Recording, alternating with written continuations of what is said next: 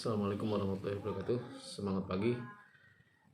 Pada pertemuan kali ini kita akan membahas tentang sistem bahan bakar pada kendaraan ringan ya, atau otomobil atau mobil ya. Sistem bahan bakar merupakan suatu sistem yang terdapat pada unit kendaraan. Sistem bahan bakar merupakan bagian penting agar mesin kendaraan dapat berputar dengan baik dan tentu saja irit bahan bakar. Sistem bahan bakar terdiri dari beberapa unit, yaitu unit penyaluran bahan bakar, unit penyaluran bahan bakar, unit penampungan bahan bakar, unit penyaringan bahan bakar, dan unit pencampuran bahan bakar dengan udara atau disebut juga dengan karburator. Komponen, sekarang kita akan berbicara komponen. Komponen bahan bakar, komponen ini berhubungan satu sama lain. Jika salah satu komponen bermasalah, atau mengalami gangguan, sistem bahan bakar akan terjadi kendala. Ya. Sistem bahan bakar terdiri dari beberapa komponen berikut. Pertama, yang paling utama, fuel tank atau tangki bahan bakar. Lalu salurannya fuel pipe ya, lalu filter saringan bahan bakar, fuel filter, lalu fuel pump masuk ke pompa bahan bakar, fuel pump ya, lalu karburator untuk yang mesin konvensional ya, belum yang injeksi. Kita berbicara tangki bahan bakar. Yang pertama kita bicara bahas dulu tangki bahan bakar. Tangki bahan bakar atau fuel tank adalah tempat penampungan bahan bakar yang terbuat dari lembaran baja yang tipis. Tangki bahan bakar umumnya ditempatkan di belakang, pada umumnya di belakang kendaraan untuk mencegah terjadinya kebocoran bensin bila terjadi benturan. Jadi kalau ada benturan pompa ininya tidak terjadi kebakaran kalau misalnya terjadi benturan. Lapisan untuk pencegah karat yang kan tadi dibuat dari lembaran baja.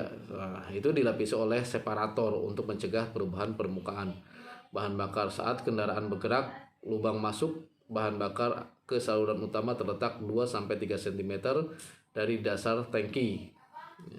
Dan hal ini untuk mencegah endapan dan air yang terdapat dalam tangki bahan bakar ikut terserap ke dalam saluran utama ya. Gejala kebocoran pada tangki bahan bakar. Pertama, bensin boros. Kalau bensin boros, kemungkinan tangki bahan bakar itu bocor ya. Lalu bau bensin yang menyengat. Jadi kalau misalnya bau bensinnya agak menyengat. Kalau diinjeksi ya kita lihat di pompanya ya.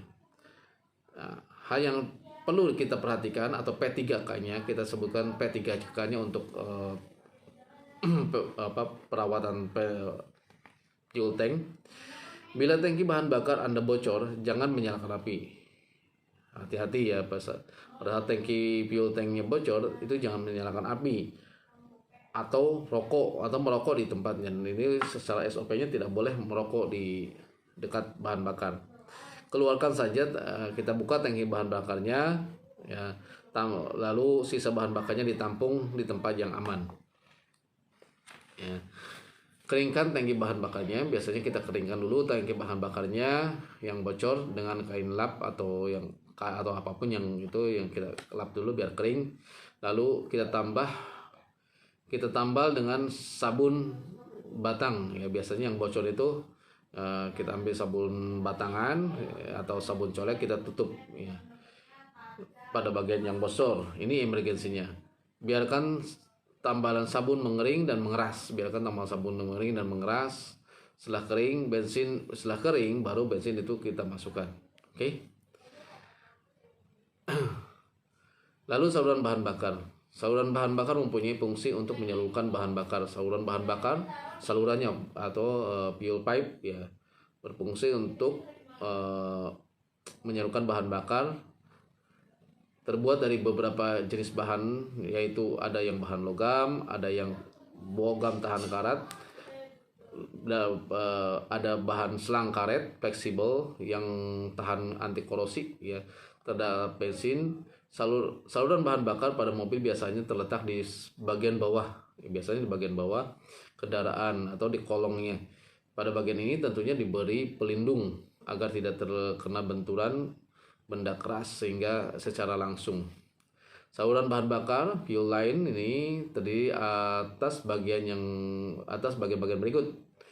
Ada yang saluran utama, ada saluran pembalik atau return line, ada saluran uap atau fuel emission. Jadi dari bahan bakar itu ada mengeluarkan uapnya atau fuel emission yang menyalurkan gas HC. Uap bensin itu HC atau hidrokarbon dari dalam tangki bahan bakar ke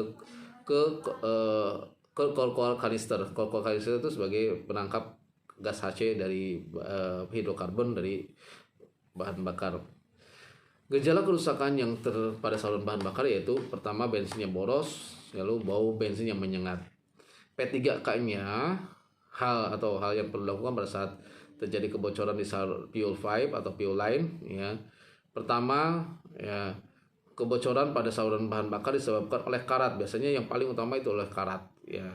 Cara pengatasnya adalah dengan cara memotong. Kita potong pipanya ya, kita potong salurannya dan menyambungnya dengan selang bensin yang terbuat dari karet ya, biasanya seperti itu atau diklem ya, setelah itu diklem. Oke, itu saja materi sistem bahan bakar bagian pertama kita akhiri.